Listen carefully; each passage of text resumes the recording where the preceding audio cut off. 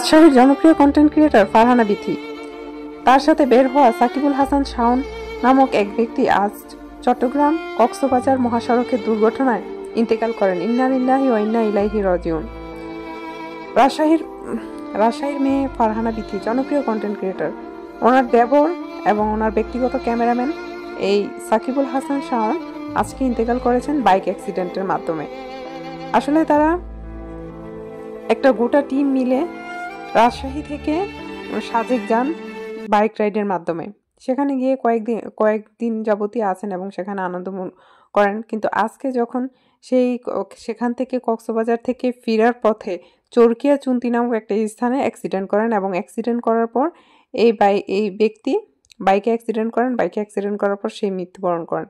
ইন্না লিল্লাহি ওয়া ইন্না ইলাইহি রাজিউন। এটা খুবই শোকের এবং খুবই দুঃখজনক।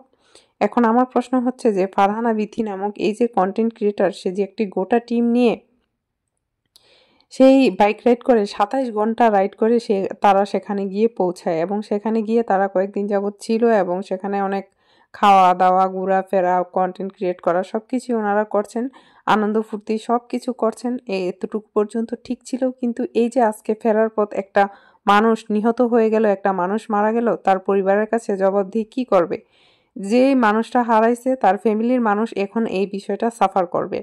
আসলে টাকা পয়সা হলে মানুষ ভুলে যায় যে তাদের বিপদ আপদের কথা। কিভাবে তারা একসাথে সবাই মিলে এভাবে রাইড করে এত দূরের জার্নি গেছে। তো সেই পর্যন্ত ঠিকঠাক ছিল, কিন্তু আজকের এই দুর্ঘটনা ঘটবে কে জানতো? এই দুর্ঘটনা তো ফারহানার সাথেও ঘটতে পারতো, তার হাজবেন্ডের সাথেও ঘটতে পারতো, অথবা অন্য কারোর সাথেও ঘটতে পারতো। কিন্তু তারা কি এসব ভাবে? এখন তাদেরকে নিয়ে কেউ ট্রোল করুক, সমালোচনা করুক, তাদের বিরুদ্ধাচরণ করুক, তখন এসে তারা বড় বড় লেকচার দিবে, বলবে যে তাদের ভালো সহ্য করতে পারে না, মানুষ ভিউ ইনকাম করার জন্য এসব করে, মানুষের খেয়ে দিয়ে কাজ নাই, মানুষ শুধু অন্যের সমালোচনা করে। তো অন্যের সমালোচনা তো এমনিই করে না।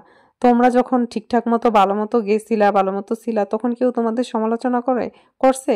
আজকে একটা দুর্ঘটনা ঘটার কারণেই কিন্তু মানুষ সমালোচনা শুরু করছে বা শুরু করবে। এর আগেও কিন্তু ফারহানা বিথি একবার অ্যাক্সিডেন্ট করে, তার হাজবেন্ডও কিন্তু একবার গাড়ি নিয়ে ঝামেলায় জড়ায়।